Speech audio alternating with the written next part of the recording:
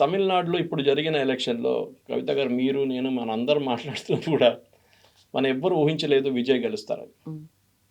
విజయ్ ఏ ఆడియన్స్‌ని అడ్రెస్ చేశారో విజయ్ కూడా పాసిబ్లీ సర్ప్రైజ్ అయిపోయారు ఆ రియాక్షన్ చూసి.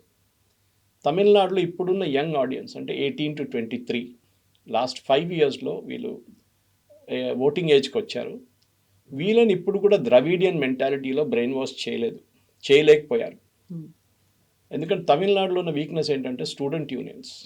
ఇప్పుడు మీరు కేరళ తీసుకోండి, which is very active student. ఇప్పుడు విడి సతీశన్ నుంచి మీరు ఎవరైనా తీసుకోండి, వీళ్ళందరూ ఐదర్ సిపిఎం వైపో లేకుంటే కాంగ్రెస్ వైపు, వీళ్ళందరూ స్కూల్ లెవెల్ నుంచే యూనియన్ నుంచి వచ్చారు. స్కూల్ లెవెల్, కాలేజ్ మర్చిపోండి, ఇక్కడ స్కూల్లో కూడా యూనియన్స్ ఉన్నాయి అక్కడ. సో న్యాచురలీ ఆ లీడర్షిప్ అక్కడి నుంచి ఎవాల్వ్ అయింది. కానీ తమిళనాడులో అది లేదు. దట్స్ అ వీక్నెస్ ఇన్ తమిళ. దానికోసం మీరు చూస్తుంటారు విజయ్ అపీల్ చేసినప్పుడు ఆడియన్స్ అంతా విజయ్కి ఓట్ వేశారు వచ్చి. విజయ్కి 2 కేటగిరీస్ ఈసారి ఓటు పడ్డది. చాలా అనాలిసిస్ తెలిసిపోయింది అది. ఒకటి యంగ్స్టర్స్, ఇప్పుడు మహిళలు. ఇప్పుడు మీరు చెప్పొచ్చు ఆ మహిళలకి వాగ్దానాలు ఇచ్చారు, 3,000 రూపాయలు, అది ఇది, బంగారం 1 గ్రామ్ బంగారం 8 గ్రాములు ఇస్తాను, అది ఇది అని చెప్పి అదే ఈపీఎస్ చెప్పారు, అదే స్టాలిన్ చెప్పారు. స్టాలిన్ ఆల్రెడీ ఇస్తున్నారు. ఇట్లాంటి పరిస్థితి వాళ్ళెందుకు గెలవలేదు? Why did only Vijay win? ఆయన ఏదో ఎక్స్ట్రా ఏదో నేను ఇంకా ఇస్తాను ఓకే అందరు చెప్తారు, కానీ I think that entire thing about Dravidian philosophy అది ఈవెన్ అన్నామలై కూడా పడుతుంది. అన్నామలై కూడా చాలా క్లియర్ దట్ ద్రవిడియన్ ఫిలాసఫీ వ్యతిరేకంగానే ఆయన డిఎంకే ఆర్ ఏఐడిఎంకే చాలా క్లియర్గా చెప్పారు, వీళ్ళ వ్యతిరేకంగా క్యాంపెయిన్ చేస్తాను, వీళ్ళ వ్యతిరేకంగా పోరాడుతాను. ఆ క్లారిటీ ఉంది ఆయనకి. అయితే ఇక్కడ డిఎంకే, ఏఐడిఎంకే ఒక ద్రవిడియన్ సిద్ధాంతాలు ఇవన్నీ కాదని సరికొత్తగా టీవీకేకి, విజయ్కి పట్టం కట్టి 1 మంత్ కూడా కాలేదు, అప్పుడే ఇంకొక పార్టీ వచ్చింది సరికొత్తగా. అలాంటి యూత్ని ఎజెన్జీ, నిజెన్ ఆల్ఫా అని మీరందరూ వచ్చి జాయిన్ అవ్వండి, వీఆర్ ద లీడర్స్ అనుకునే వాళ్ళందరూ దీంట్లో వెంట్రోల్ చేసుకోండి అని చెప్పిన తర్వాత అంత ఈజీగా మళ్ళీ అక్కడి నుంచి ఇక్కడికి టిల్ట్ అయిపోయి ఇటువైపు వచ్చేస్తారు? అంత ర్యాలీ ఎంత ఉందా? యూత్నే టార్గెట్ చేస్తూ 2 పార్టీలు విత్ ఇన్ షార్ట్ టైంలో వస్తే? తమిళనాడులో అడ్వాంటేజ్ ఆర్ డిసడ్వాంటేజ్ బీజేపీకి ఏంటంటే వాళ్ళకి అంత యూత్లో అంత కనెక్ట్ లేదు వాళ్ళకి. లేకుంటే వాళ్ళు 1 సీట్ గెలవడం ఏంటి, 10 సీట్లు గెలవచ్చు వాళ్ళు. కోయంబత్తూరు లాంటి ప్లేస్లో which was there back yard, అక్కడ గెలవలేదు వాళ్ళు. సో ఎందుకు? అది ఫస్ట్. యూజువలీ బీజేపీ ఒక సిటీ బేస్ పార్టీ అంటారు కవిత గారు. మీకు సికింద్రాబాద్ ఉండొచ్చు, మీరు బెంగళూరు ఉండొచ్చు, ముంబై ఉండొచ్చు, ఢిల్లీ ఉండొచ్చు, సిటీలో గెలుస్తారు బీజేపీ. అది ముందు ఒక ఫీలింగ్ ఉండేది, తర్వాత వాళ్ళు రూరల్ ఏరియాస్ కూడా వెళ్ళడం మొదలుపెట్టారు. సో ఈసారి తెలంగాణలో కూడా 8 అసెంబ్లీ సెగ్మెంట్స్లో డిఫరెంట్ ప్లేసుల్లో వచ్చాయి అది. సో అక్కడ ప్రాబ్లం ఏంటంటే తమిళనాడులో బీజేపీ ఈవెన్ చెన్నైలో గెలవలేకపోతున్నారు. 1000 లైట్స్ కానీ, అన్నానగర్ కానీ, పెరంబూర్ కానీ, they are not able to win those seats. ఎందుకు? అక్కడ ఎడ్యుకేటెడ్ వాళ్ళు ఉన్నారు, మీరు కంప్లైంట్ చేయలేరు, ద్రవిడియన్ ఫిలాసఫీ అది ఇది అని చెప్పి. మళ్ళీ కూడా మీరు అక్కడ సిటీలో కూడా మీరు తమిళిసై సౌందరరాజన్ సిటీ నుంచి పోటీ చేస్తారు, కానీ ఓడిపోయింది. So it's very clear that బీజేపీకి తమిళనాడులో చాలా డిస్టెన్స్ ట్రావెల్ చేయాల్సి ఉంది. ఒక డిస్కనెక్ట్ ఉంది.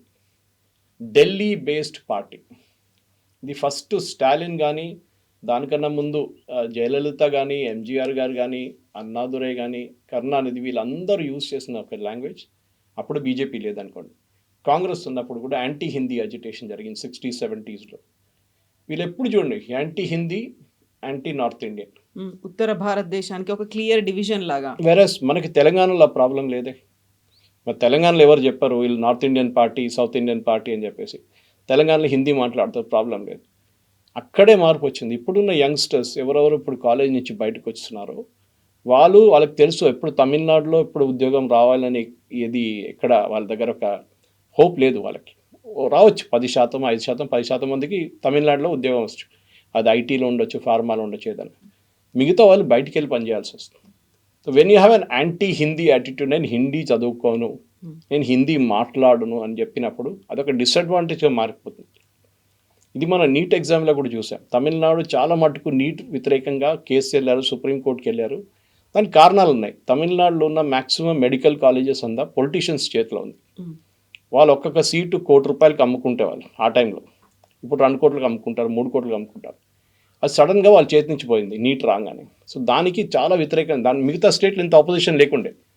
కానీ తమిళనాడు లైన్ యూజ్ చేస్తారు, కోచింగ్ సెంటర్లు లేవు ఇక్కడ, మా పిల్లలకి కోచింగ్ సెంటర్ లేనప్పుడు ఆంధ్ర, తెలంగాణ, కోటా, రాజస్థాన్ ఇక్కడి నుంచి ఉన్న పిల్లలందరూ కోచింగ్ సెంటర్లో వచ్చి నీట్ ఎగ్జామ్లో పాస్ అవుతున్నారు, జేఈలో అవుతున్నారు, మాకు నీట్ వద్దు. లాంగ్వేజ్ బ్యారియర్ ఉంది, తమిళ్ పెట్టండి అనేది See, సూసైడ్స్ దాకా వెళ్ళాయి అక్కడ. వాళ్ళు జేఈ వ్యతిరేకించలేదు, నీట్ వ్యతిరేకించారు. చాలా clear, because all medical colleges 90% politicians చేతిలో ఉంది అక్కడ. సరే, దాని పక్కన పెడదాం. బికాస్ ప్రాబ్లం ఎక్కడ రాబోతుందంటే అన్నామలైకి with in Tamil Nadu is okay, బావిలోని కప్పలాగా.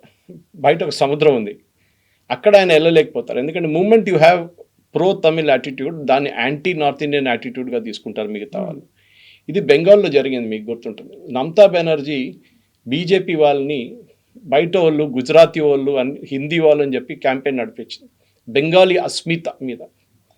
కానీ ఇది కంప్లీట్లీ బ్యాక్ ఫైర్ అయింది. ఎందుకంటే అక్కడ ప్రజలకు తెలిసిపోయింది ఈ గేమ్ ఏంటనేది. తమిళనాడులో ఇంకా అది రాలేదు, ఆ పొజిషన్కి ఇంకా రాలేదు. సో ఒక ఎమోషనల్ మెచ్యూరిటీ రావడానికి టైం పడుతుంది. ఒక మార్పు రావాలంటే Annamalai garu it's good strategy, there is no doubt about it. కానీ అన్నా హజారే గారు స్టార్ట్ చేసిన ఇండియా అగేన్స్ట్ కరప్షన్ వచ్చినప్పుడు మన అందరం నెక్లెస్ రోడ్కి వెళ్ళాము, చూద్దాం అక్కడ ఏం జరుగుతుంది, క్యాండిల్ లైట్ ప్రొటెస్ట్ అది ఇది అన్నాము. దాని నుంచి వచ్చిన ఒక ఆర్గనైజేషన్ ఆమ్ ఆద్మీ పార్టీ. తర్వాత వాళ్ళెంత కరప్ట్ అయిపోయారో మనం చూసాం.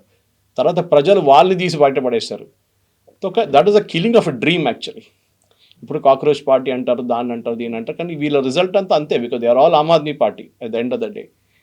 ఆమ్ ఆద్మీ పార్టీ ఒక టైంలో ఒక నేషనల్ మూమెంట్లో అందరూ అనుకున్నారు పాసిబ్లీ బీజేపీకి ఒక ఆపోజిషన్గా ఆమ్ ఆద్మీ పార్టీ వస్తారని. కానీ జరిగింది ఏంటి, కాంగ్రెస్ ఎక్కడెక్కడ ఉన్నారు, కాంగ్రెస్ని ఓడించే వాళ్ళు అక్కడ వచ్చి కూర్చున్నారు. అది ఢిల్లీ ఉండొచ్చు, పంజాబ్ ఉండొచ్చు. ఇక్కడ కాంగ్రెస్ని ఓడించారు, బీజేపీని ఓడించలేదు వాళ్ళు. దిస్ ఇస్ ద ప్రాబ్లం అనమాట. ఒక మాస్ యాక్సెప్టెన్స్ రావాలంటే అన్నామలై గారికి చాలా టైం పడుతుంది. ఓకే, మేబీ 5 సంవత్సరాలు అనేది కూడా చాలా దగ్గర. ఐ థింక్ హీ షుడ్, ఆయన కూడా, నేను ఆయనకు అడ్వైజ్ చేయడానికి ఎవరు కాదు, కానీ ఆయన లోక్సభ ఇగ్నోర్ చేయాల్సి వస్తుంది. 2029 లోక్సభ ఇగ్నోర్ చేయండి, మీరు నెక్స్ట్ అసెంబ్లీ ఎలక్షన్కి టార్గెట్ చేయండి. బహుశా ఆయన టార్గెట్ కూడా అదే ఉండొచ్చు. నెక్స్ట్ అసెంబ్లీ ఎలక్షన్ టార్గెట్ చేస్తే definitely Vijay's party and Annamalai గారి పార్టీ, పేరు తెలియదు మనకి, ఆ party it will be direct face to face contest. డిఎంకేని వీళ్ళు పక్కన పెట్టిస్తారు కంప్లీట్గా.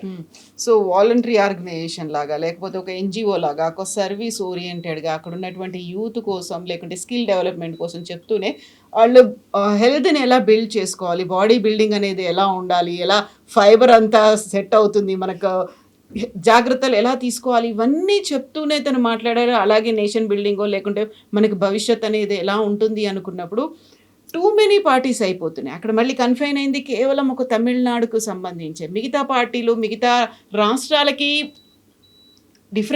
డిఫరెన్స్ అనేది అక్కడ కనిపిస్తుంది. తమిళనాడులో ఆల్రెడీ అక్కడ ఎస్టాబ్లిష్డ్ ఒక స్టాల్వర్డ్స్ అనే వాళ్ళు ఉన్నారు. మళ్ళీ ఇప్పుడు యూత్ వచ్చారు, యూత్ని టార్గెట్ చేస్తూ వెళ్తున్నారు. ఒక చేంజ్ అనేది వస్తుంది. విజయ్ తీసుకుంది కూడా అలాంటి చేంజ్ గురించే మాట్లాడాడు కదా. విజయ్ కూడా మీ ఏవైతే ఈ నెక్సెస్ లాగా ఉన్నాయో వీటి నుంచి బయటికి రండి అని చెప్పాడు. సో అన్నమలై కూడా అదే చెప్తున్నా, అంటే ఆ స్ట్రాటజీ అనేది ఎలా ఉండబోతోంది, నెక్స్ట్ మళ్ళీ వ్యూహం మార్చుకొని ముందుకెళ్ళాలి, అందరి దగ్గర నుంచి ఆ మనల్ని తెచ్చుకోవాలి, అప్రిషియేషన్స్ ఉండాలి, విన్ అవ్వాలి, చాలా దూరం ఉంది కదా. దట్స్ మూమెంట్ అన్నారు ఆయన దగ్గర ఎన్జిఓ ఆల్రెడీ ఉండే ముందు నాకు గుర్తుంది. I mean he told me about, నాకు గుర్తుంది ఆయన, I think it's some rural NGO ఉండే ఆయన దగ్గర.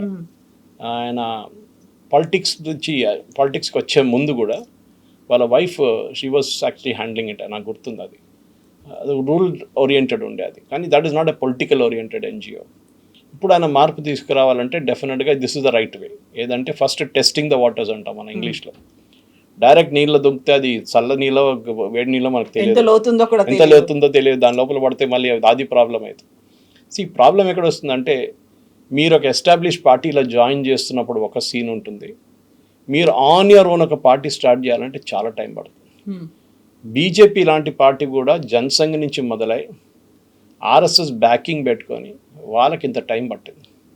1980లో ఫామ్ అయిన పార్టీ 84లో 2 సీట్లు గెలిచారు. హన్మకొండ నుంచి జంగారెడ్డి గారు, మేసానా నుంచి ఆకార్ పటేల్. అక్కడి నుంచి బీజేపీ ఎక్కడ దాకా వచ్చారు, ఎంత టైం పట్టింది. పెద్ద పెద్ద మేధావులు మురళీ మనోహర్ జోషి కానీ, ప్రమోద్ మహాజన్ కానీ, ఎల్కే అద్వానీ కానీ, వీళ్ళందరూ కష్టపడ్డారు. కానీ బీజేపీ ఒక లెవెల్కి రాలేదు. మీరు చూసుంటారు లాస్ట్లో వాళ్ళకి నరేంద్ర మోదీ గారిని తీసుకురావాల్సి వచ్చింది.